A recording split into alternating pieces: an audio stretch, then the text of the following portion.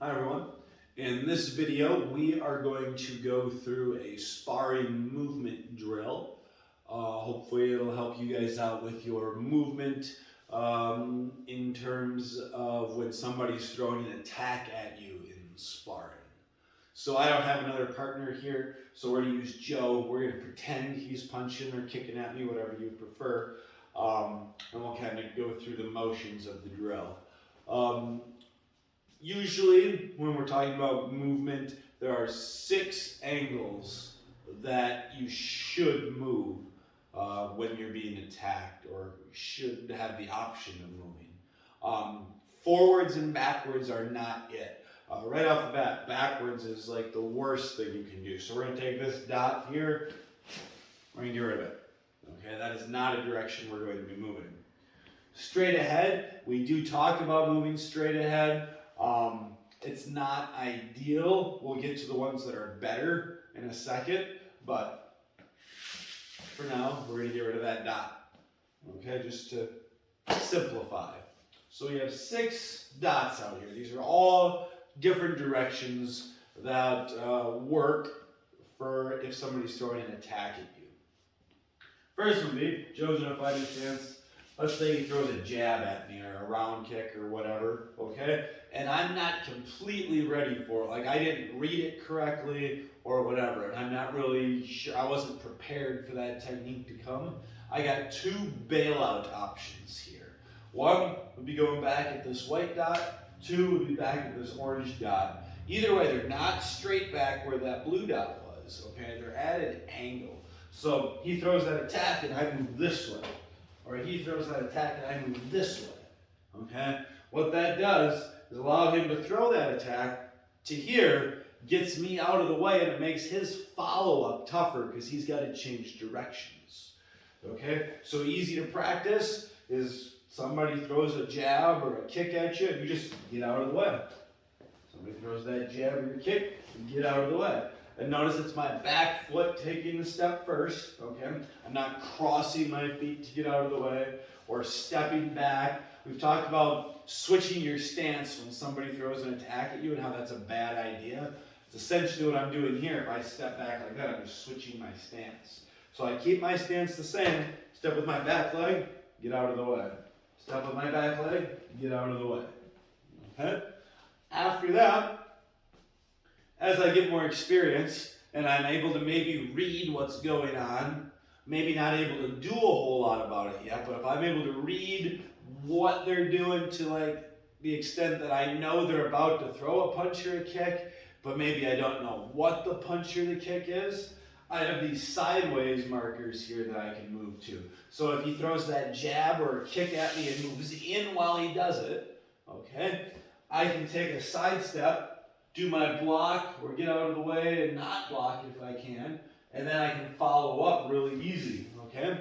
So I get out of the way here, and then I'm within range to strike back, okay? With these first 2, I'm not necessarily in range to be able to hit my attacker, okay? But with these here, sideways angles, I'm able to be close enough to make contact, okay? And that's key.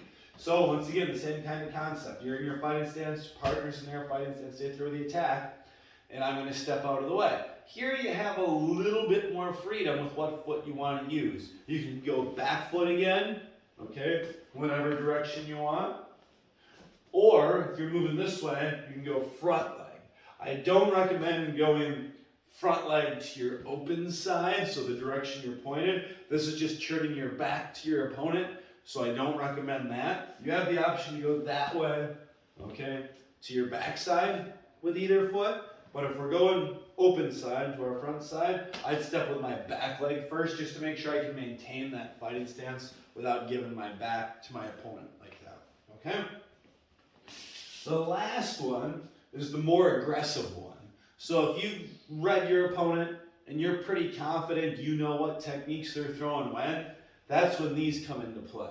So you can almost start moving at your attacker as they start throwing their technique. And that's a great way to spar. If you're able to do that, that's going to make you seem like you're moving super fast. Everybody's going to be like, wow, how are you so fast?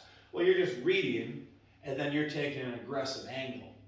So if that jab or that kick, whatever it is, if I know it's coming, then I can take an attack angle this way, follow up, or the slightly riskier one is with my back leg stepping, but I can do it. Okay?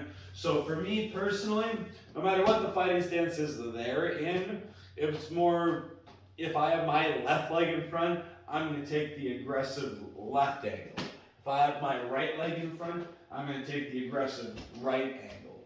Every once in a while, I'll change it up, and if my left leg's in front, I'll go right leg step. Or if I have my right leg in front, I'll go left leg step. But I don't want to get in the habit of doing that every time. Once again, because of that whole stance switching thing, it just leaves you open. It's a little bit slower step considering how close we are to our attacker at this moment. But depending on what attack they throw, it might be what you need to do. And if you're at the point where you're able to take this angle and feel comfortable with it, you'll know what attack you feel comfortable on and what ones you don't feel comfortable on taking that angle.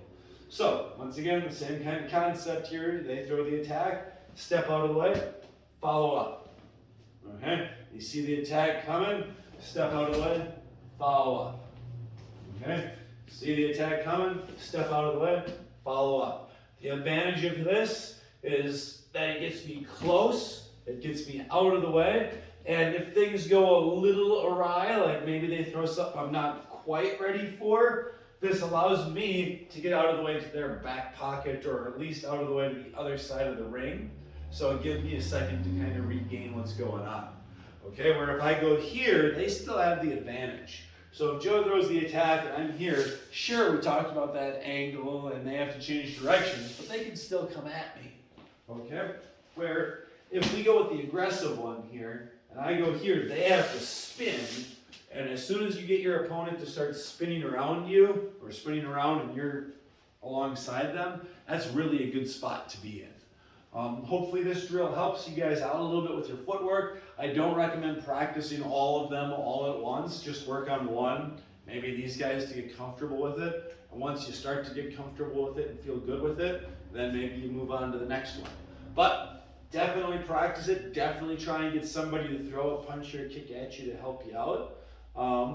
Good luck, practice lots, and I hope this helps you guys out.